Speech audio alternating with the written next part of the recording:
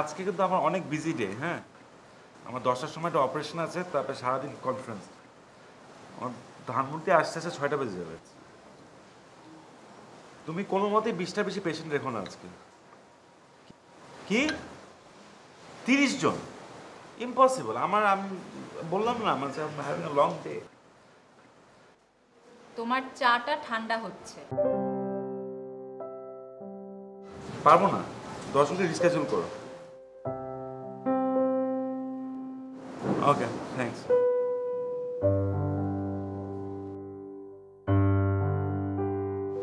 আব্বা কই? এ সময় কি আব্বা বাড়িতে থাকেন? 8টা বাজতে না বাজতেই তো বের হয়ে গেছে। আমি না এই লোকটা নিয়ে পারি না। এতবার করে বললাম বাবা তুমি এত কষ্ট করো না, তোমার বয়স হয়েছে, তোমার রেস্ট নেওয়া দরকার, তোমার শরীর খারাপ হয়ে যাবে।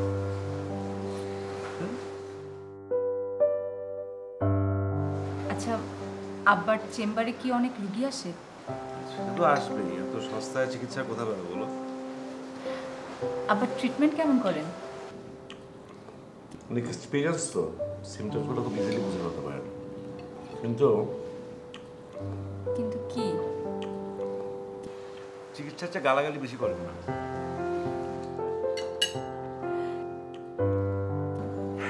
আচ্ছা রুটি, হ্যাঁ শেষ করলে না তো? আপনারটা শেষ করে যাও। না, যেতে হবে এখন। We have to prep for the surgery.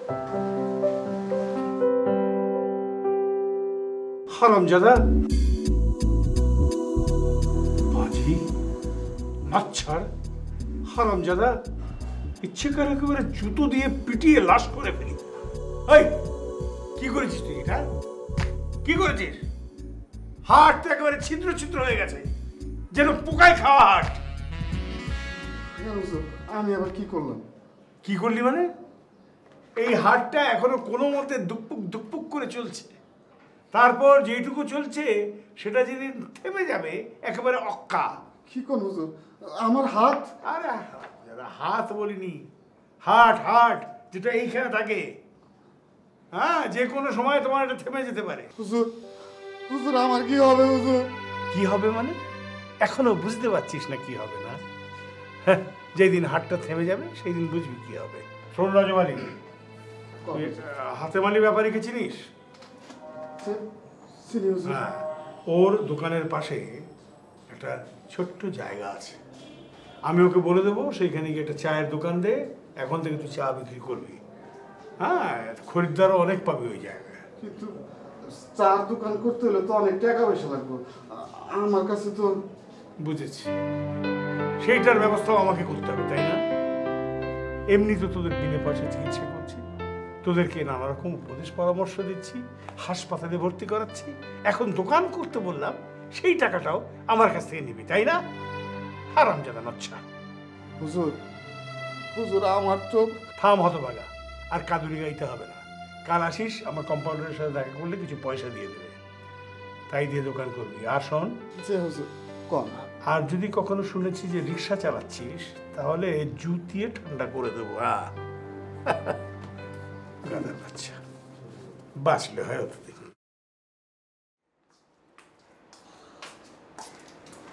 এই শোনো না, একটা খবর আছে। কি খবর? আগামী মাসের প্রথম সপ্তাহে ভাবিরা নতুন ফ্ল্যাটে উঠছে। তুমি খবরটা পেলে কোথায়? আরে ভাবি ফোন করেছিল, বললো নতুন ফ্ল্যাটে টুকটাক কিছু কাজ বাকি আছে, কাজটা শেষ হলেই শিফট করবে। তাহলে what will happen to my old father in law? না না, বাবা বলেছে বাবার রোগী আর চেম্বার ফেলে ওখানে। চেম্বার? চেম্বার গরুর গাড়ির আবার হেডলাইট। নাজনীন, ওটা চেম্বার না, ওটা একটা দাতব্য চিকিৎসালয়, একটা ফ্রি ক্লিনিক। যত হার হাবাতে লোকজন, ওই যে দিনমজুর, ঠেলাওয়ালা, রিক্সাওয়ালা, সবাই যায় ফ্রি চিকিৎসা করাতে, আর তাছাড়া কিছু না। কি ব্যাপার, সব খবর ভালো তো? তোমার চেহারাটা কেমন যেন ভারী ভারী দেখাচ্ছে, কি হয়েছে? না হে না, খবর ভালো না, বুঝলে? কি হয়েছে? তোমার ভাবির বুকের ব্যথাটা আবার চাড়া দিয়ে উঠেছে। আচ্ছা, সেই সাথে শ্বাসকষ্ট। কাল সারাটা রাত আমি দুই চোখের পাতা এক করতে পারিনি। কোনো অ্যানালজেসিক মানে পেইন কিলার দিয়েছিলে? হ্যাঁ দিয়েছিলাম, কিন্তু কিছুক্ষণ বন্ধ ছিল, তারপরে আবার যে কে সেই। না, বিষয়টা তো খুব সহজ বলে মনে হচ্ছে না। মনে হয় এটা হার্ট রিলেটেড কোনো একটা কিছু। কোনো কার্ডিওলজিস্টের সাথে অ্যাপয়েন্টমেন্ট করেছো? হ্যাঁ, আজ সকাল থেকে অন্তত 5 জন হার্ট স্পেশালিস্টকে টেলিফোন করেছিলাম, কিন্তু সবাই বলেছে 1 মাসের আগে কোনো অ্যাপয়েন্টমেন্ট দেওয়া যাবে। হ্যাঁ, 1 মাসের জন্য কি হার্টের অসুখ বসে থাকবে নাকি? হ্যাঁ, ইটস এ ডেডলি ডিজিজ। ভালো কথা, তুমি ঝন্টু মানে আমার ছেলের সঙ্গে কথা বলে দেখেছিলে, ও তো ভালো হার্ট স্পেশালিস্ট। হ্যাঁ, ওখানেও আমি কথা বলেছিলাম, ওখান থেকেও সেই একই কথার উত্তর দিয়েছে যে আগামী 4 সপ্তাহের আগে কোনো অ্যাপয়েন্টমেন্ট দিতে পারবে না। সে কি, দিস ইজ নট অন। আচ্ছা, আমি দেখছি।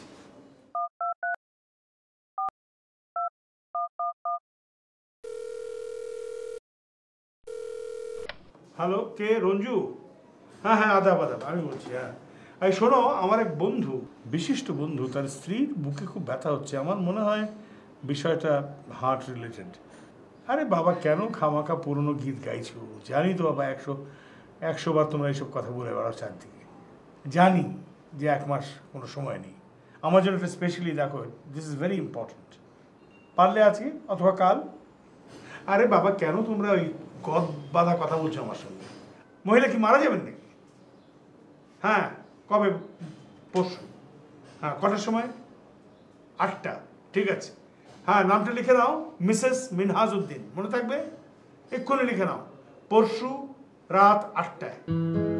ওকে, যাও। I am sure that Yule get good kind of advice. হ্যাঁ, থ্যাংক ইউ। তাহলে আজকে উঠি।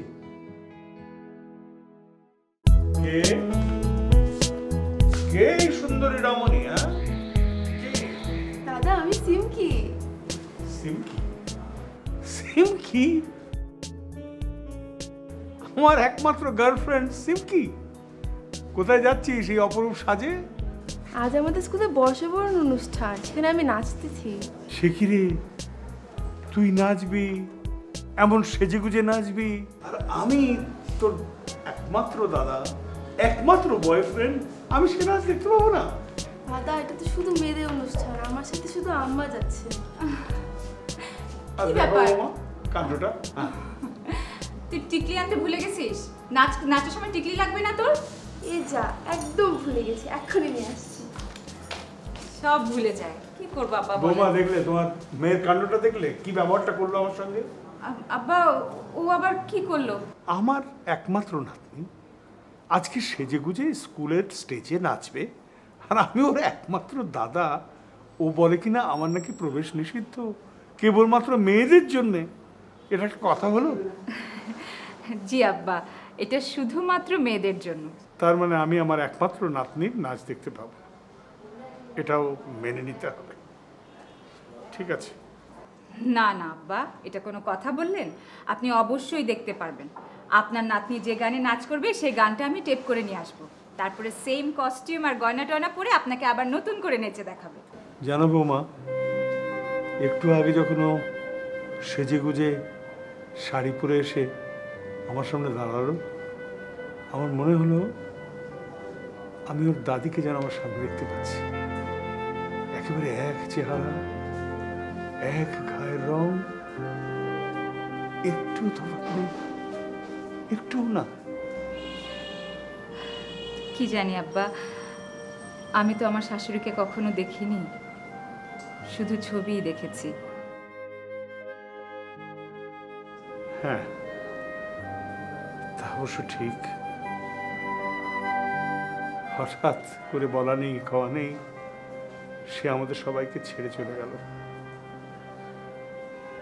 একটু সময়ও পেলাম না, কখনো বুঝিনি এত তাড়াতাড়ি চলে যাবে। আব্বা, আমরা যাই তাহলে, দেরি হয়ে যাচ্ছে। হ্যাঁ, যাও যাও। আসি আব্বা।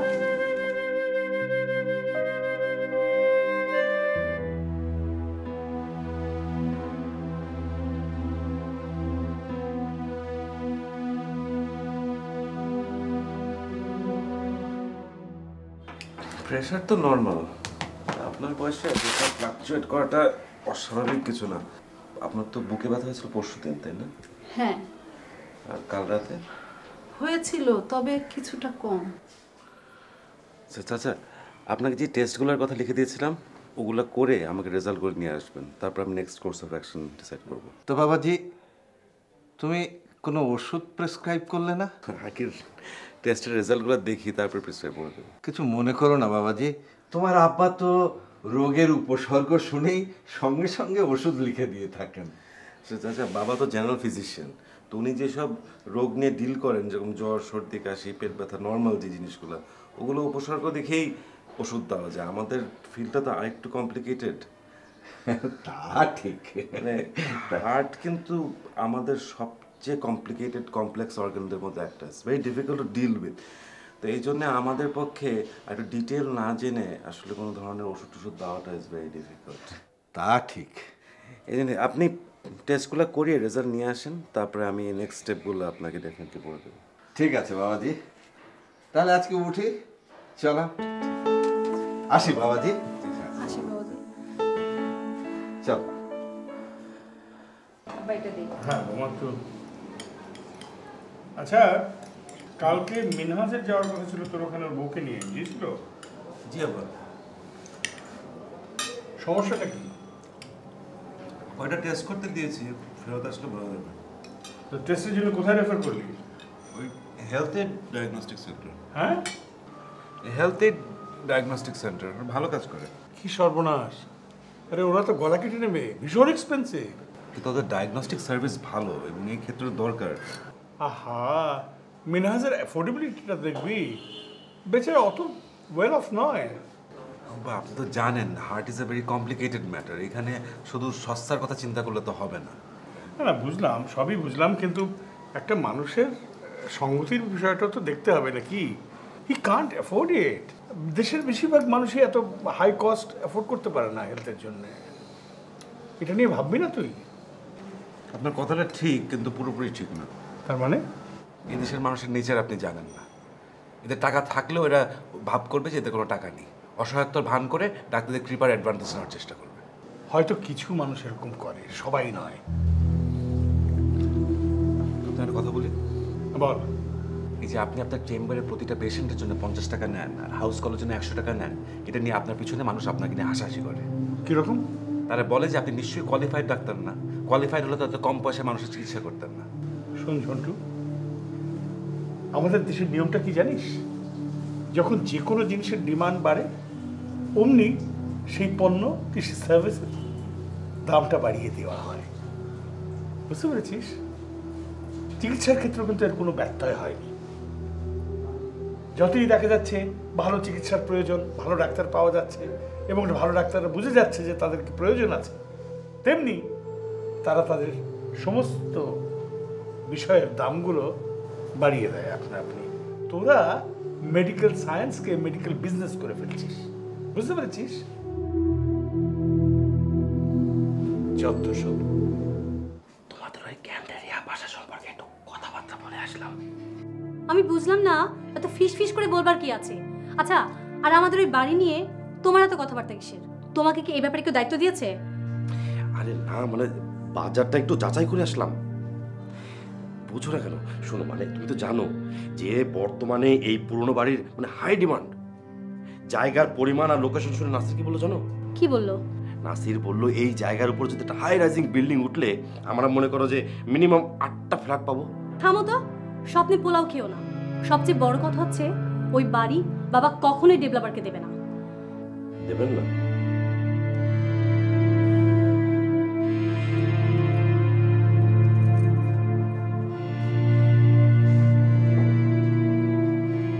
ছেলে পরিবার নিয়ে অন্য জায়গায় উঠে যাচ্ছে আর উনি বিরোহী যক্ষের মতো একা একা এত বড় বাড়িতে থাকবে। কি যাতা বলছো তুমি? বাবা বলেছেন মা সারাটা জীবন সেই বাড়িতে কাটিয়েছে, মারাও গেছে সেই বাড়িতে। কত স্মৃতি, মার স্মৃতি বিজড়িত সেই বাড়ি বাবা কখনোই ভাঙতে দেবেন না। হলো, ফ্রেশ হয়ে তাড়াতাড়ি খেতে আসো।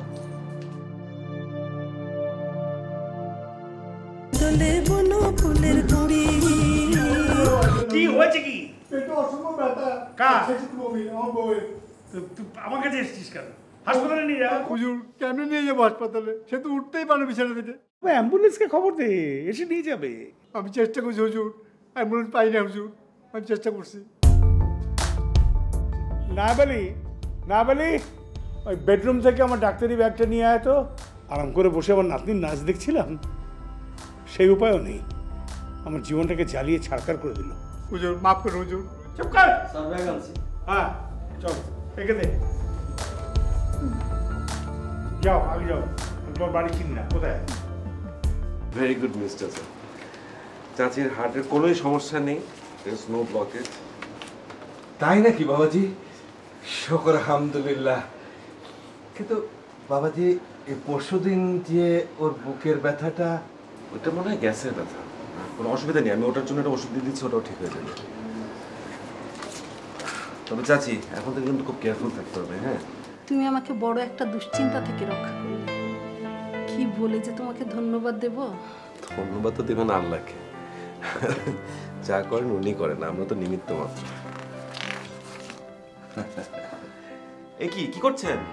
না বাবাজি, গতদিন তো ভিজিটের টাকাটা দিয়ে যেতে পারিনি, তাই তোমাকে প্লিজ প্লিজ প্লিজ প্লিজ, আপনি আমার বাবার পুরানো বন্ধু, আপনার কাছে আমি কিভাবে ভিজিট দেবো আপনি মনে করলেন?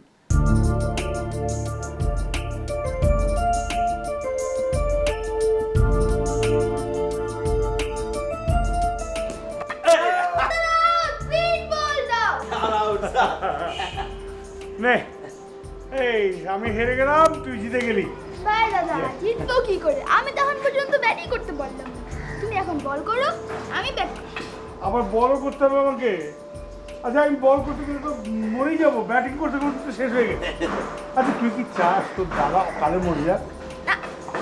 চিন্টু, চিন্টু, তোর দুধ দেওয়া হয়েছে টেবিলে, যা। উফ বৌমা, সত্যি তুমি আমার জান বাঁচিয়ে দিলে। আমাকে যদি বোলিং করতে হতো না, নির্ঘাত আজকে এখানেই আমি প্রাণে মারা যেতাম। আব্বা আপনিও আসেন, আপনার জন্য চা নাস্তা রেডি করছি। হ্যাঁ যাচ্ছি বৌমা। আচ্ছা বৌমা, তুমি চিন্টুকে বাইরে গিয়ে ছেলেদের সঙ্গে খেলতে দাও না কেন? এইভাবে ঘরে বসে থাকলে হয়? ও তো একটা ফার্মের মুরগির মতো বড় হচ্ছে। তাছাড়া সবসময় একা একা থাকলে পরে ইন্ট্রোভার্ট হয়ে যাবে। ওর বাবাও তো বাইরে গিয়ে খেলতো। না না আব্বা, এই পাড়ার ছেলেগুলো কেমন জানি একটু উশৃঙ্খল টাইপের, দেখছেন না তাদের স্বভাব চরিত্রগুলো কেমন, আর ওদের সাথে মিশলে চিন্টু বকে যাবে আব্বা। কি যে বলো না বৌমা। আচ্ছা ওর বাবার দিকে দেখো, ওর বাবাও তো এই পাড়ার ছেলে মেয়েদের সঙ্গে খেলেই বড় হয়েছে। আজ দেখো ও দেশের একজন স্বনাম খ্যাত হার্ট স্পেশালিস্ট।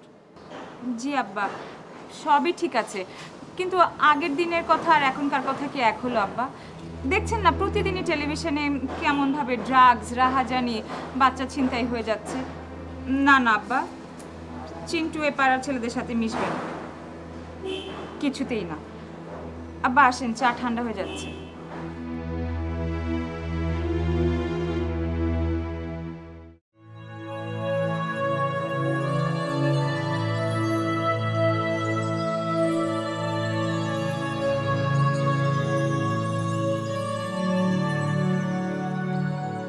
বাচ্চা পয়দা করেছে, অথচ খেতে দিতে পারে না ঠিক মতো, অপুষ্টিতে সাফার করছে। Cute case of malnutrition. কি কোন হুজুর? অপুষ্টি, অপুষ্টি। কিসের গোষ্ঠী? গোষ্ঠী, হ্যাঁ গোষ্ঠী, তো 14 গোষ্ঠী। গোষ্ঠী না হারাম জাদা, পুষ্টি পুষ্টি। ডিম, দুধ, মাংস, এগুলো বাচ্চাকে খেতে দিবি না? কোথা থেকে দিব হুজুর?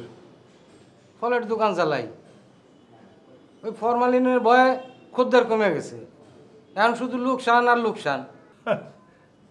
গন্ডা গন্ডা বাচ্চা পয়দা করতে পারো, আর বাচ্চাদেরকে কি করে মানুষ করতে হয় সেটা শেখনি হারাম জাদা। জুতিয়ে ঠিক করে দিতাম যদি আজকে তো বাচ্চাটার সাথে না থাকতো, ওর সামনেই। কেন হুজুর? আবার বলছি কেন? তাহলে পিয়া মাছের মতন বাচ্চা পয়দা করিস, লজ্জা করে না? বাচ্চার মা কই? ওর মা পুয়াতি। কি পুয়াতি? ওই 2-4 দিনের মধ্যে বাচ্চা হইব। লজ্জা করে না হারাম জাদা? একটু লজ্জা করে না? এক ধার সে পয়দা করে যাচ্ছিস, খাওয়ার কোনো জো নেই, তাও পয়দা করে যাচ্ছিস। কি আশ্চর্য, বাচ্চাগুলোকে বাঁচিয়ে বিক্রি করে হারাম জাদা। মুখলেস স্যার, মুখলেস দিকে এই শোন। জি স্যার। এই বাচ্চাটাকে নিয়ে মোড়ের মাথার দোকানটাতে যাবি। জি স্যার। সেখানে গিয়ে লিকুইড মিল্ক কিনবি 1 প্যাকেট। জি স্যার। কিনে পাশে ওই যে জাবের না কি নাম না একটা চায়ের দোকান আছে, ওখানে দুধটাকে ভালো করে গরম করে বসে ওইখানেই খাওয়াবি। জি স্যার। আর খবরদার যতক্ষণ শেষ না হয় বসে থাকবি, নাহলে ওর কাছে টেনে নিয়ে এই বাটা খেয়ে ফেলবে।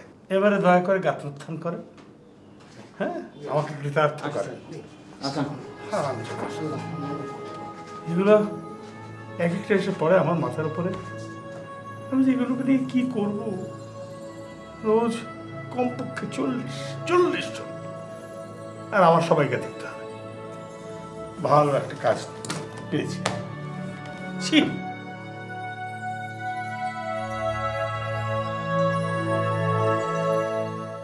কিন্তু আমার না একটাই দুঃখ। কি দুঃখ দাদা?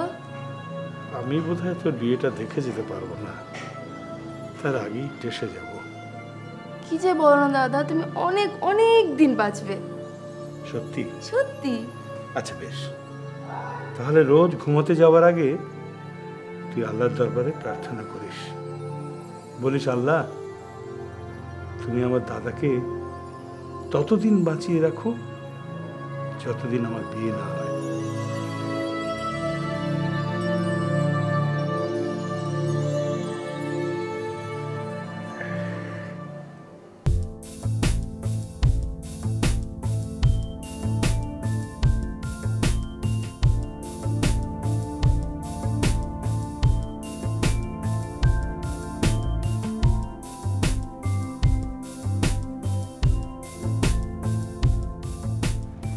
শোনো না, ওই মিসেস জিয়াজদানি ফোন করেছিলেন।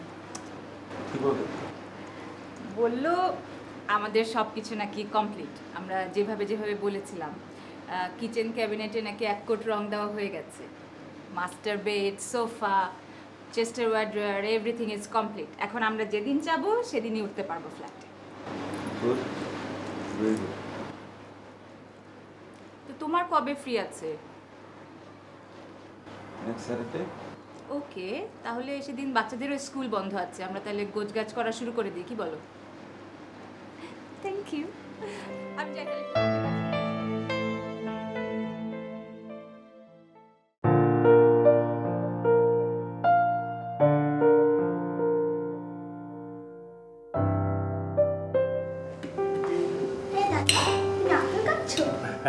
এসো এসো, বসো, খা।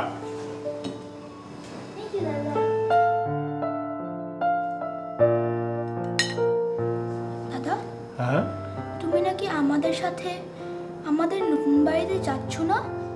না রে, আমার বোধহয় যাওয়া হবে না তোদের সাথে। কেন দাদা, তুমি কেন যাবে না? আমি যদি চলে যাই এই এত বড় বাড়িটা একদম খালি হয়ে যাবে না? দাদা তুমি তখন চোর ডাকাত দেখলে সব ভেতরে ঢুকে চুরি করে নিয়ে যাবে। তাহলে দাদা আমি কার সাথে ক্রিকেট খেলবো? আমার তো আমাকে সবার সাথে ক্রিকেট খেলতে দেয় না। দেবে রে, এইবার বোঝায় দেবে। দাদা আমাদের বাড়ির পাশে একটি বড় পার্ক আছে, তুমি বিকেলবেলা ওখানে চলে এসো, আমাদের দুজনে মিলে ক্রিকেট খেলবো।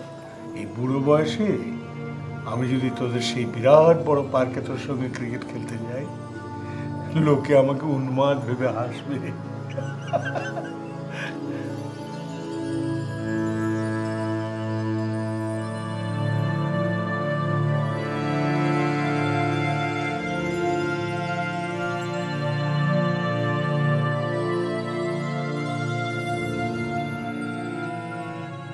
কি ব্যাপার ডাক্তার?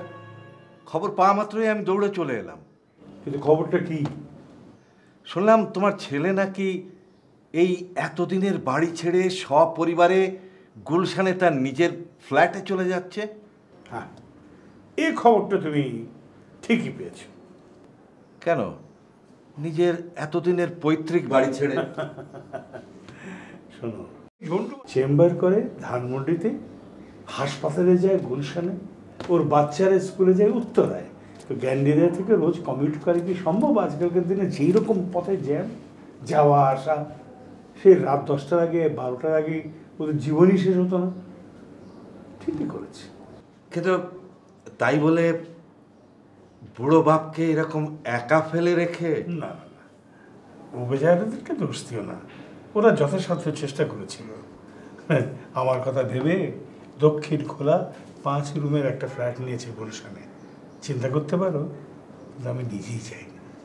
সে কি হে, এরকম পরিবার পরিজন ছেড়ে নির্বাসিত জীবন? পরিবার পরিজন ছেড়ে, পরিবার ছেড়ে তো বহুদিন ধরেই বাস করছি। তোমার ভাবি এই বাড়িতেই সংসার পেতেছিল আজ থেকে 41 বছর আগে। তারপর তিনি আমাকে ছেড়ে চলে গেলেন। তখন থেকে তো আমি বলতে গেলে নিঃসঙ্গ। আর পরিবার পরিজন যদি বলো, আমি রোগীদের কথা ভুলি কি করে? হ্যাঁ, আমার এত রোগী রোজ সন্ধেবেলায় সকালবেলায় ভিড় করে আসে, ওদেরকেও তো নিয়ে ভাবতে হয় আমাকে, নাকি? রোগীদের কথা? হ্যাঁ, শোনো, এরা সবাই কপর্দকহীন, আমার মুখের দিকে তাকিয়ে থাকে, একটি পয়সাও দেওয়ার সঙ্গতি নেই ওদের। হ্যাঁ, মাঝে মধ্যে আমি নিজের পকেট থেকে পয়সা দিয়ে ওদের ওষুধ কিনে দিই, বুঝেছ? এদেরকে ছেড়ে চলে যাব না, সেটা হয় না। হ্যাঁ, কিন্তু তা তো বুঝলাম, কিন্তু তুমি তোমার নাতি নাতনি ছাড়া একা একা থাকতে পারবে? আর কেউ না জানলেও আমি তো জানি তোমার ওদের প্রতি কত ভালোবাসা, কি ভীষণ টান। ওরা চলে গেলে তুমি একা একা থাকতে পারবে? হ্যাঁ, এটা অবশ্য সত্য বলেছ। আমার নাতি আর নাতনি, ওদেরকে কেন্দ্র করেই তো আমার জীবন বইছিল না, আমার হৃদয়ের বড় কাছের।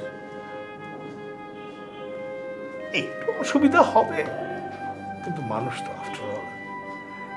41 বছর এই বাড়িতে আছি, আর কয়টা বছর কাটিয়ে দিতে পারবো। তোমরা তো আছো, আমার রোগীরা আছে।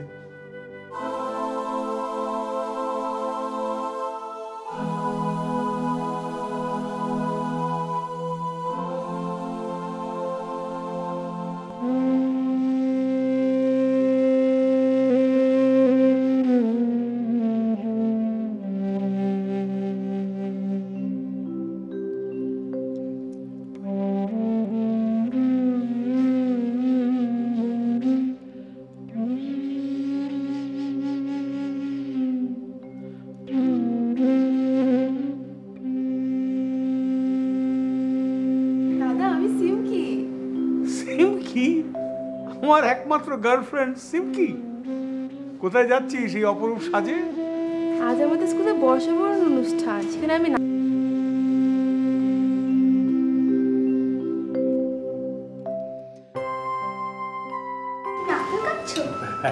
এসো এসো, বসো।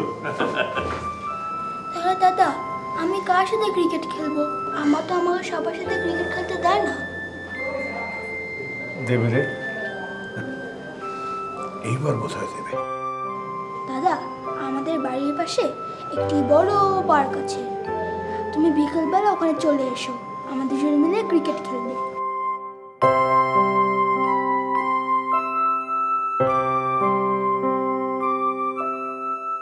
নায়াবালি,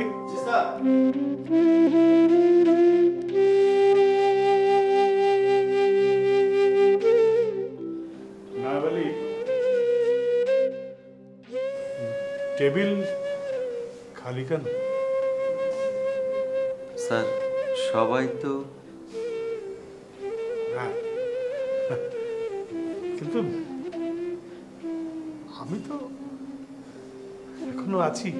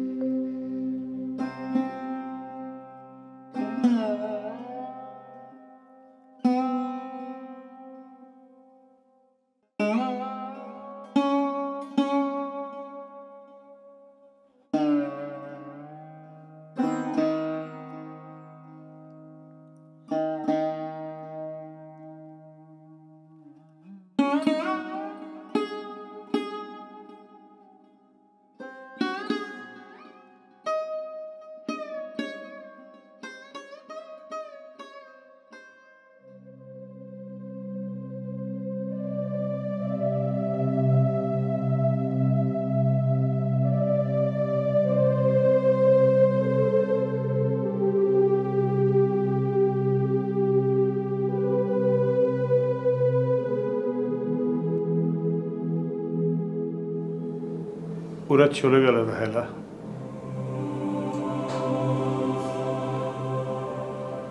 ওরা চলে গেল। তুমি তো আগেই গেছো, এবারে ওরাও চলে গেল। আচ্ছা, এত বড় বাড়িতে আমি একা থাকবো কি করে? একেবারে একা। স্যার, খাবেন না? খাবার তো সব ঠান্ডা হয়ে যাচ্ছে স্যার। আমি খাবো না নাইবালি, আমি বারান্দায় বসছি, তুমি বরং আমাকে এক গ্লাস পানি দিয়েছো। জি আচ্ছা।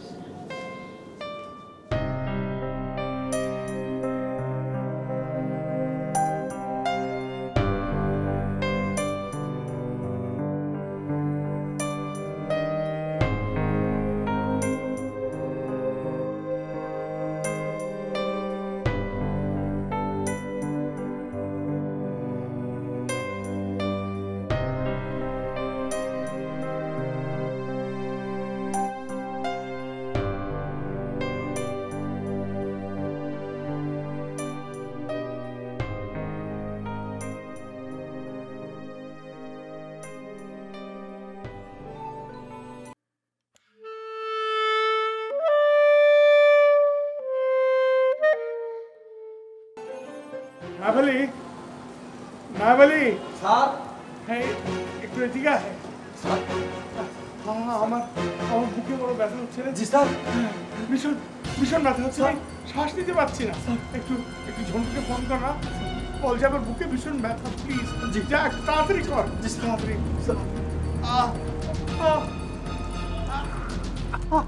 নিঃশ্বাস নিতে পারছি না।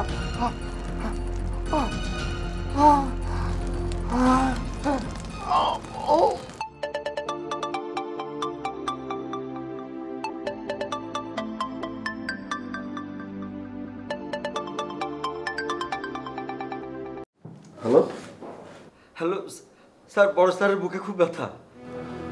আচ্ছা, আমি আমি এখনই অ্যাম্বুলেন্স বানাচ্ছি, 10 মিনিট পৌঁছে যাবে। আমি আর নাবিলা ডিরেক্টলি হসপিটালে চলে যাচ্ছি এমার্জেন্সিতে। হ্যাঁ, তুমি কি হয়েছে? হ্যাঁ, বাবার বুকে ব্যথা হচ্ছে। আচ্ছা, তুমি অন্য গাড়িটা নিয়ে আসো, আমি হসপিটালে যাচ্ছি।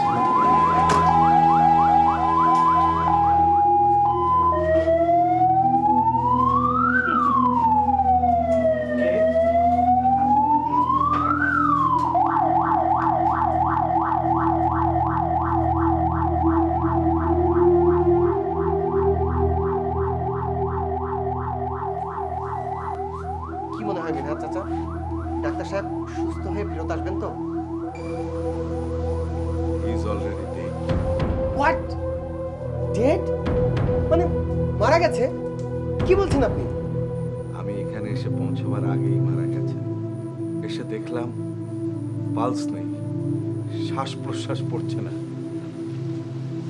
গালের দুপাশ দিয়ে কষ গড়িয়ে পড়ছে, ম্যাসিভ হার্ট অ্যাটাক। এখন লাইফ সাপোর্টও কোনো কাজ করবে না।